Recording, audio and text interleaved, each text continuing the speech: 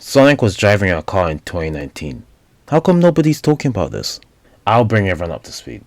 It all started with Sonic Twitter posting found footage of car engines revving and ending with Sonic's name and a hard R in full display, which shocked everyone because of a potential follow-up to Sonic R.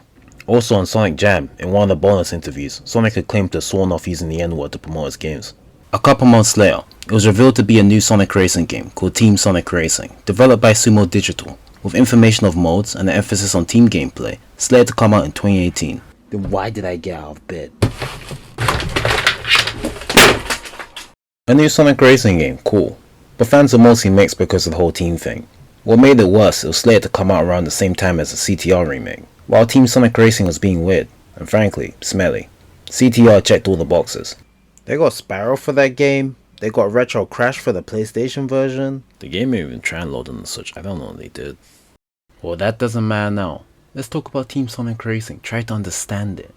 In Team Sonic Racing, there are 3 different types of races: speed, power, and technical. Power lets you reveal shortcuts and smash into hazards, rewarding you with rings. Technical, you can go off track. And speed, you're fast. So fast in fact, in relation to everyone else, you're about the same speed, making the title redundant. But fret not.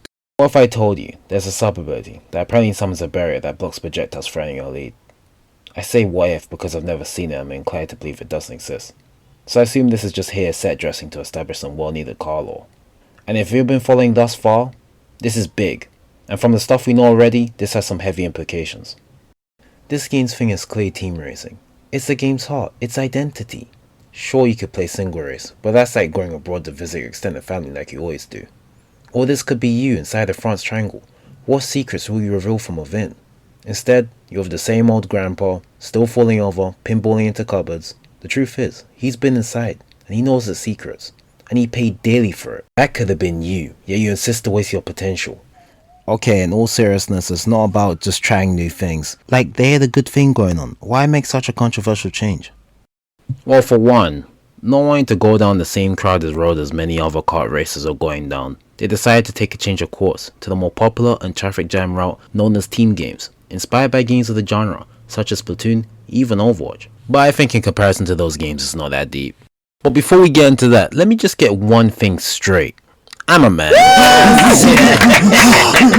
Alright guys, settle down. As man, one of the collective, I know what you meant like. A light source, central heating, and we like to eat. But not too much. We don't have a men to think our butts so big. Above all else, as it was written, we men like our cars fast. This game's car speed, I'ma be honest, it's kinda slow. Then change the CC. Can't, doesn't have CC. Well, I can't discern the difference and I've tried the CPU settings. Then I bit the bullet, and what I found in this game's team mechanics make this game pretty breakneck. So for one, this game has Slipstream, everyone knows Slipstream. So you fall along the trail, gradually gaining speed, catching up to your teammate. But then you finally do. But it's not over yet, you're introduced to a new mechanic, Skim Boost. So when a teammate passes another teammate, or skims past them, they can give them a boost, using the exchange of their speed. This is also useful, and one of my favorite ways to use it. You can use it on span out teammates, so it's a lot quicker to get back up to top speed. Another mechanic they have is item trading. It's pretty self-explanatory, but what to consider is that you get access to the other Wisp exclusive to the other types, or you might get a powered up Wisp, which is just times 3. Back to the cars. You think this game couldn't get any faster, but when utilizing Slipstream, passing teammates, getting skin boost, then they pass you, then rinse and repeat, all while trading items, you're already with this. Maybe it's a little too fast. In this state, you're invincible. You're really going around taking races out left and right. Once again, it's a little too fast. I do not know if this is intentional. They even did the thing I remember liking from Sega All-Stars Racing. Everyone's remix themes are playing while this is going on. So that's pretty much how a standard race goes, and how all the team mechanics play off each other. This game's not perfect, but it does feel good to use these mechanics, especially in tandem. Well, that's really it, so who's there to play in this game? We have a roster of 15 playable racers, which is not enough, just get out of the way. I'll ignore the weird picks, Vector being on the same team as Future Sonic and Parallel Universe Catgirl Sonic. But Sega, Shaft and Cream yet again, Team Rose is right there, but instead we got Omochao.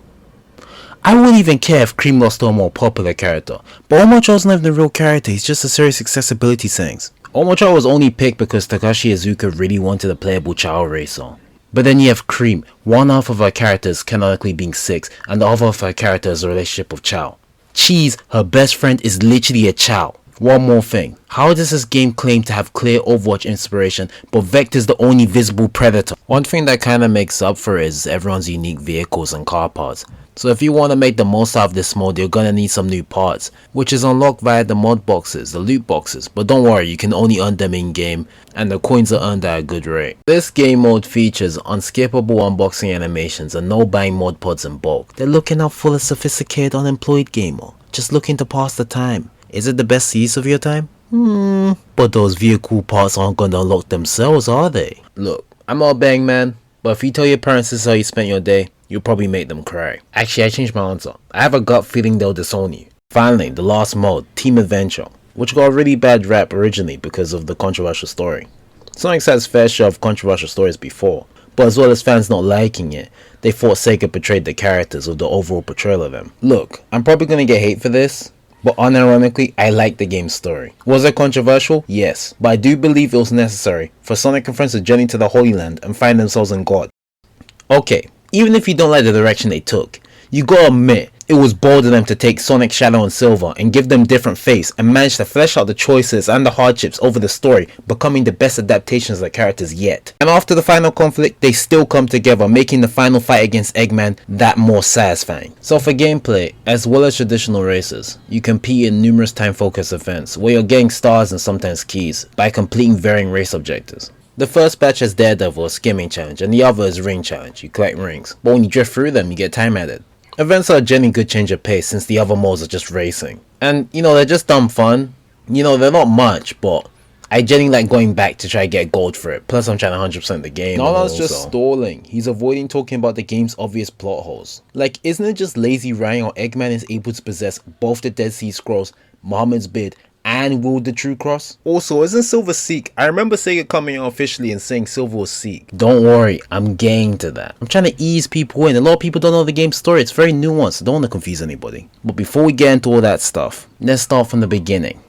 Oddly enough, it starts off like any other Sonic adventure, with Sonic and friends being invited, this time to a grand race, with the grand prize being cars, like the cars from the game. Also, I've heard characters mention a cash prize, so but it's very heavily implied to be cars, by the Domper, our mysterious host with an unclear agenda. So to find out, Sonic and friends comply until he does something overtly evil. So like all the other chapters, we end in an elimination race. Now enter Team Sega. I do not know what you want me to say. Though Vector's on the case, since he's a part of that detective agency and all. So he kindly asks to excuse himself from the cutscene so he can speak to SB off screen, who in turn will look into things and see what he can find. Now we got ourselves a couple new events. First being Traffic Attack, where you pass through lines avoiding these guys, and Destruction, a break the target minigame. Now this is the part that really pisses me off. Sega really put this cancel culture bullshit in this game. They're trying to take away Eggman's freedom to race. What did Eggman do to you, Sonic, you gangly prick? Put your personal feelings to the side for a second. Tell me why Eggman shouldn't race. What, because of Eggman Land? Is that the best argument people can come up with? He enslaved and gentrified the West. No, he didn't. He gave them jobs. They owe him. Also, the fact is, I heard somewhere that Planet West was harboring pedophiles anyway. No one brings that up. Sometimes you gotta rein in some groups or they're gonna cause trouble. People like you and Tails always talking about good and bad, but then you and your friends are always ganging up on the minority. You're the worst of us all. Run into a wall and die, you blue tosser. So Team Dark show up, then they don't show up, then they finally do in the next race. There are now too many things to watch out for. Zavok and Metal show up, Eggman's new event, and it all might link up to the Domper. So original plan, scrap it. Wasn't gonna work. So now everyone pay attention to the child in the stands. Since they're everywhere watching the race, someone's bound to see something. So if something goes wrong, they'll have the upper hand and be able to act immediately. So something goes wrong with the Domper's kidnap, who just before was revealed to be a big shot CEO of a car company, which Amy clarifies that he's not just famous worldwide, but also universally. Which sounds stupid, I know, but I'm more concerned about Rouge. Like, stealing or general thievery is like her occupation, and then she can't make out a notorious CEO in broad daylight, who's not in disguise, mind you. I don't want to be negative, but I don't think she's making out the projects. It's also found out that Domper is studying Team Energy as a potential energy source. That's why he intentionally chose Sonic and friends to test this theory. So now we have Eggman. He wants to use a Team Energy source for himself and power up a Death Egg. You chase him down, he starts a new event called Showdown, pads out the rest of the last chapter. Then you have your final confrontation with the Death Egg. I gapped without realizing. Heroes win, they escape, then it explodes. The day is safe, and that's pretty much it. Even though I mostly ribbed on it. The spoken dialogue was pretty fun, and the interactions between the characters, some of them were actually genuinely funny. Not spend that full price funny? Maybe see if the game's on the sale funny?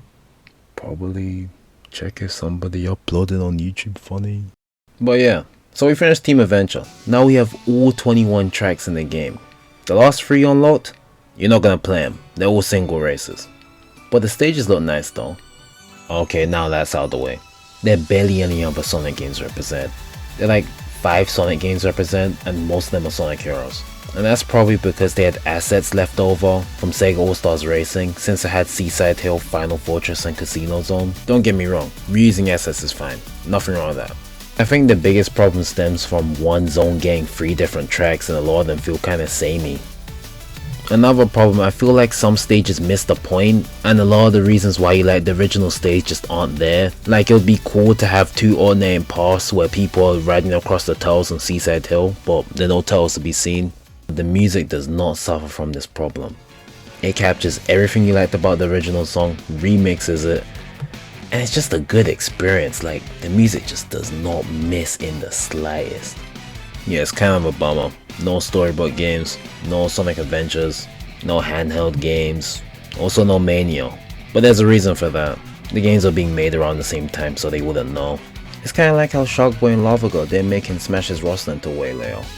I'm happy I came back to this game. Happy my thoughts about it are out there and it's not just existing in my mind. If you want a car racer, therefore if you're a Sonic fan, why not give it a try? It does clearly put a lot of thought into how these team mechanics work into each other. But god, playing with the AI, especially on Team Adventure trying to do the challenges. Anyway, probably stuff I missed. Always a pleasure to talk about Sonic. I like talking about video games. I could go on, but I won't.